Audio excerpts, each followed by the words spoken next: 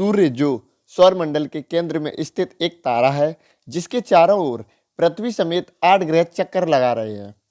सौरमंडल के सभी खगोलीय पिंड चक्कर लगाते हैं, इसी कारण सूर्य को सौरमंडल का प्रधान कहा गया है।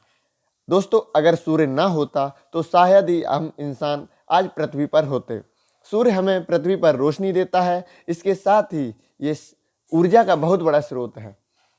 दोस्तों, आखिर सूर्य के अंदर ऐसा क्या है जो इतनी ज़्यादा गर्मी उबल रहा है? सूर्य आकार में कितना बड़ा है? सूर्य आखिर किन पदार्थों से मिलकर बना है? क्या सूर्य हमेशा ऐसा ही बना रहेगा या फिर इसका भी एक दिन अंत होगा? सूर्य के बारे में जानना इसलिए जरूरी है क्योंकि इसी ने हमें जीवन दिया है। अगर एक दिन भी सूर्य अपनी रोशनी देने से इनकार कर दे तो पूरी पृथ्वी पर बर्फ के ऊंचे ऊंचे पहाड़ खड़े हो जाएंगे और कुछ ही घंटों में जीवन पूरी तरह खात्मे की कगार पर होगा।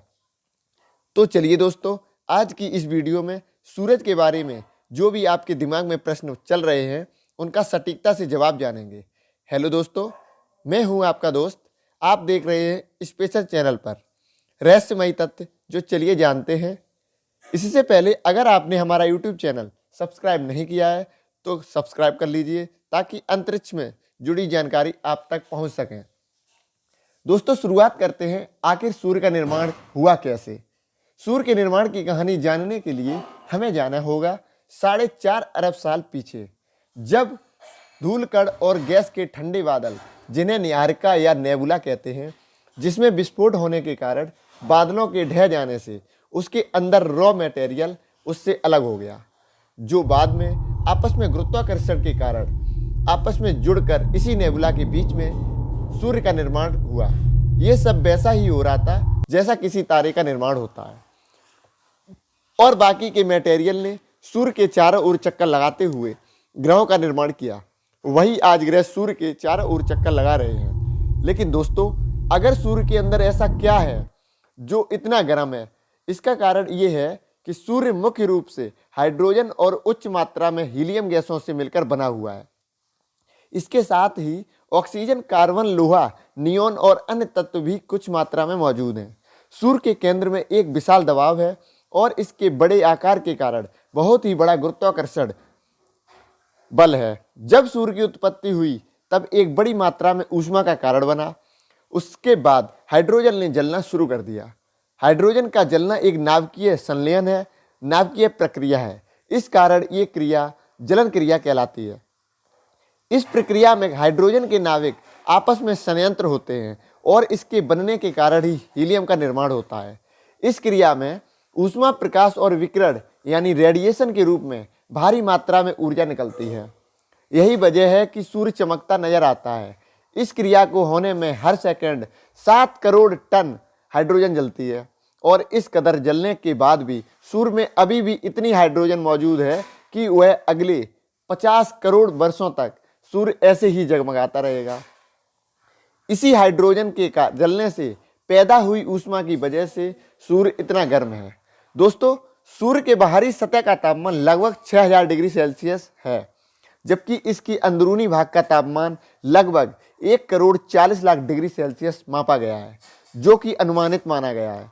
वैज्ञानिकों के मत के अनुसार सूर्य का जो आंतरिक तापमान है 1,40,00,000 माना गया है। सूर्य के केंद्र में जो ऊर्जा उत्पन्न होती है उसे इसके बाहरी सतह पर आने के लिए 5 करोड़ साल लग जाते हैं। है ना ये रोचक बात? वहीं अगर सूर्य के आकार की बात करें तो सौरमंडल के कुल वजन में 99.99% वजन अकेले सूर्य का है। इसके व्यास, सूर्य का व्यास 13,92,000 किलोमीटर है। दोस्तों, पृथ्वी से सूर्य 110 गुना बड़ा है, यानी समझें तो 13 लाख पृथ्वी इसके अंदर समा सकती हैं। सूर्य का गुरुत्वाकर्षण पृथ्वी के मुकाबले 28 गुना ज्यादा है। अगर किसी इंसान का वजन पृथ्वी पर 60 किलोग्राम है तो वह सूर्य पर 1680 किलोग्राम का होगा। इसके धरातल पर उतरने के बाद 648 किलोमीटर पर सेकंड की दर से उड़कर बाहर आना होगा, अन्यथा हम इसके वायुमंडल से बाहर नहीं निकल सकते।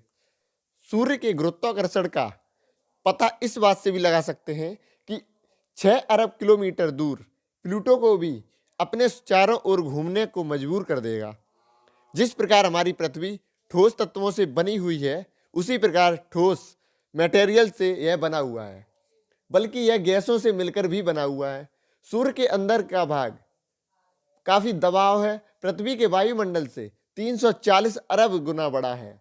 अंदर के भाग की बात करें तो वह पृथ्वी की सघनता से 150 गुना ज्यादा है। सूर्य एक तारा भी है जो हमारी आकाशगंगा से 30,000 प्रकाश वर्ष दूरी पर एक कोने में स्थित है। यह G20 श्रेणी का एक तारा है। वैसे तो आकाशगंगा में कई तारे हैं, कई अरब तारे हैं, जो आकाशगंगा के 10% तारों में से यह एक है। पृथ्वी का चक्कर लगाती है, वैसे ही सूर्य भी आकाशगंगा दुग्ध मेखला का चक्कर लगाता है। जिस प्रकार पृथ्वी सूर्य का चक्कर लगाती है दोस्तों, वैसे ही आकाशगंगा का चक्कर सूर्य लगाता है। अब तक कुल 20 चक्कर ही लगा सका है। सूर्य पृथ्वी से 15 करोड़ किलोमीटर दूरी पर स्थित है। सूर्य का प्रकाश पृथ्वी तक पहुंचने में लगभग 8 मिनट 20 सेकंड, हम सेकंड से माने तो 500 सेकंड का वक्त लगता है इसे। वहीं यह प्रकाश प्लूटो तक पहुंचने में इसे 5.5 घंटे का समय लगता है। सूर्य से प्राप्त ऊर्जा पृथ्वी को कुल 2 अरबवां भाग ही प्राप्त कर पाती है। दोस्तों, सूर्य हर सेकंड में करीब 7 करोड़ टन हाइड्रोजन को 6 करोड़ 95 लाख टन हीलियम में ट्रांसफर करता है, बाकी 5 लाख गामा किरणों में परावर्तित कर देता है। अब आपको सूरज से कुछ रोचक जानकारियां प्रदान करते हैं। मान लो सूरज से निकलने वाली 1 घंटे की गर्मी को सोलर पैनल के जरिए कन्वर्ट कर देते हैं, तो ये उतनी ज़्यादा ऊर्जा होगी कि इससे पूरी दुनिया की 1 साल की बिजली खपत को बचाया जा सकता है। अगर हम कल्पना भी करें कि एक दिन के लिए सूरज अपनी रोशनी देना से मना कर दे, तो पूरी धरती पर बर्फ के पहाड़ खड़े हो जाएंगे और जल्द ही धरती का हाल उत्तरी व दक्षिणी ध्रुवों जैसा हो जाएगा। सूर्य का असल में रंग सफेद है, लेकिन पृथ्वी के वातावरण की वजह वह हमें लाल दिखाई देता है। दोस्तों, क्या सूरज इसी प्रकार हमेशा रोशनी देता रहेगा या इसका भी एक दिन अंत होने वाला है? जन्म लेने वाले की मृत्यु निश्चित है, यही इस ब्रह्मांड का नियम भी है। इसी प्रकार सूर्य भी एक दिन अपनी ढलती कगार पर होगा। आज से 5 अरब साल बाद सूर्य की चमक 40% बढ़ जाएगी।